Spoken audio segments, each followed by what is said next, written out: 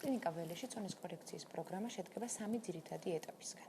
პირველი ეტაპი ექიმი ენდოკრინოლოგის კონსულტაციის შედეგად უტარდება პაციენტს ჭარბტონასთან დაკავშირებული სრული კლინიკურ ლაბორატორიული გამოკვლევები, რომლის შედეგადაც ექიმი ენდოკრინოლოგი ნიშნავს სპეციალურ მკურნალობას და უდგენს პაციენტს ინდივიდუალურ კვების რაციონს, რის საფუძველზეც ჩვენი პაციენტები იკლებენ 6-დან 12 კილოგრამამდე ყოველთვიურად ყოველგვარი უკუჩვენების გარეშე. ასევე მნიშვნელოვანია ისიც, რომ ექიმი ენდოკრინოლოგი სრული 6 თვის განმავლობაში უწევს მეთვალყურეობას პაციენტს წონაში კლების ყველა ეტაპზე. მეორე, ეს გახლავთ ფსიქოკონსულტირება. ფსიქოლოგის ჩართულობა წონის დაკლების პროცესში არის უმნიშვნელოვანესი.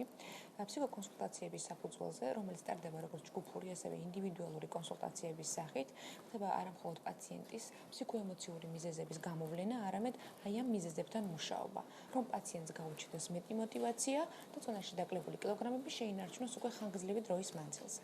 მესამე ეტაპი ის გახლავთ ფიზიოთერაპევტის ჩართულობა.